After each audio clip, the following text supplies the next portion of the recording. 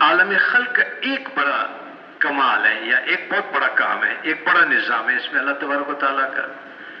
جو اس میں آئے گا وہ سب سے پہلے اپنا کام شروع کرے گا. کچھ حرکت اس سے چاہیے ہوتا ہے، اس چاہت کے، اس جستجو کے، اس حرکت کے بغیر اس کو کچھ نہیں ملتا.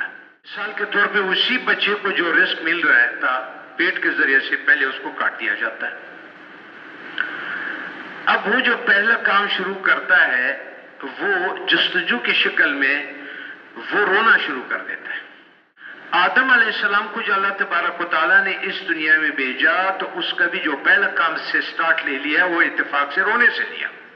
یہاں تک کہ آپ اللہ تبارک و تعالیٰ کے راستے میں سب سے پہلے جو قدم آپ رکھتے آپ طلب کرتے.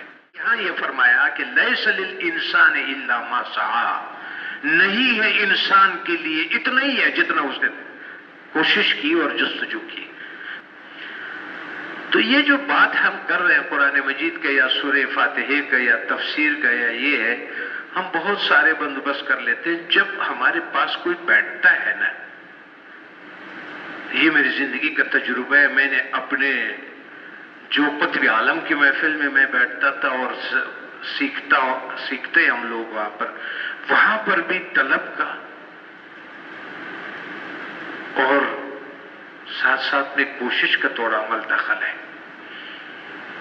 انسان ایسا نہیں بننا چاہیے جو بالکل ایک آٹے کی بوری کی طرح لا کے رکھ دیا اور پھر کسی اور نے اٹھا لیا. اس عالم امر تو نہ بنے، تھوڑا عالم خلق سے تعلق رکھے، جن چیزوں سے انسان کی جستجو ہو، جن سے انسان کے طلب ہے.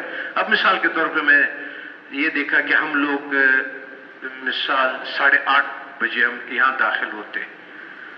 کتنے لوگ آپ کے ایسے ہوں گے جو یہ نیت کرتے ہوں گے کہ میں اعتکاف کا نیت کرتا ہوں مسجد میں بیٹھنے کا.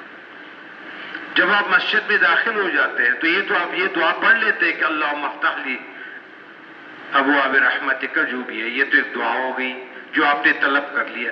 ایک آپ کا وہ نیت بھی ساتھ ہونا چاہیے کہ میں نے اعتکاف کا نیت کر لیا.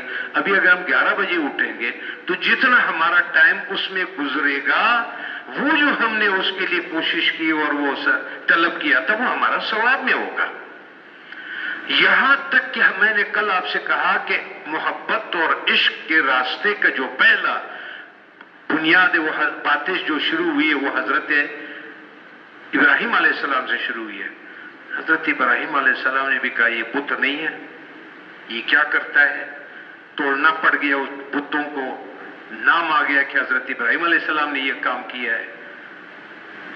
اور پھر اس کے بعد انہوں نے کہا کہ یہ میرا رب کیا ہے، رب کے بارے میں اب اس کے جستجو اور طلب اور وہ چوسنا شروع ہو گیا جو انسان کے پہلے مقام کے ساتھ ہے.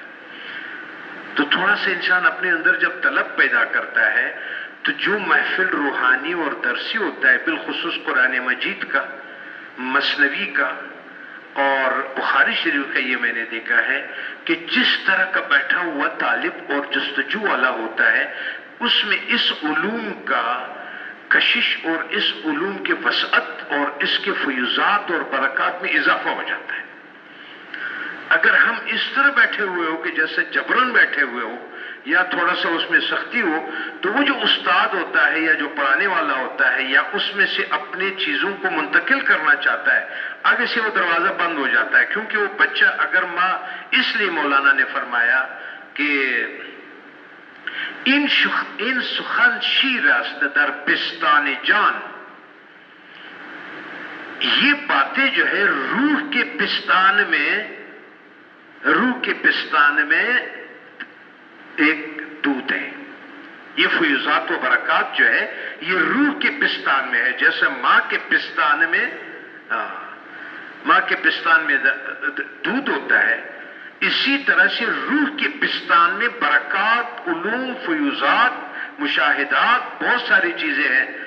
تو جب تک ماں سے بچہ دودھ نہیں کھینچتا ہے تو اس کے لیے دودھ نہیں نکلتا ہے.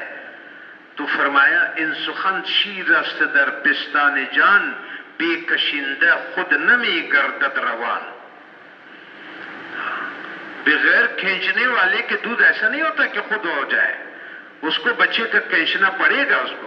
مجھے یاد ہے کہ جب سب سے پہلے مرتبہ میرے والد صاحب ہمارے قطب عالم کی محفل میں لے جا رہا تھا تو اس سے کچھ فاصلے پر مجھے آپ نے ایک وہ فرمایا، ایک نصیحت کی.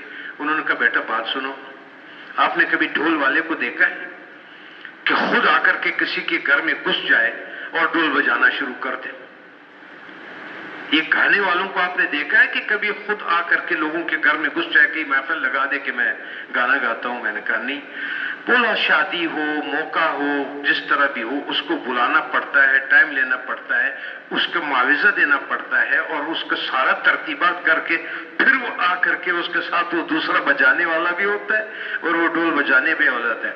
بیٹا جب ایسے جگہوں پہ جاتے ہو، جب تک تمہارا طلب نہ ہو کمال کا تو آپ کو وہ چیز نہیں ہو سکتا ہے جو.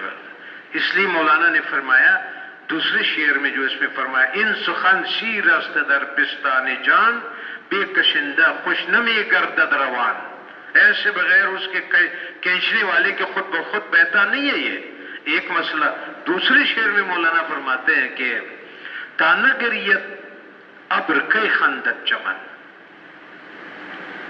جب تک کہ تانگریت طفل کئی جوشت لبن، جب تک بچہ نہیں روتا ہے تو دودھ ماں کا جوش میں نہیں آتا. تانگریت ابر کئی خندت چمن، جب تک بادل روئے نہیں، آنسو نہ بہائے تو زمین سرسب نہیں ہو سکتا.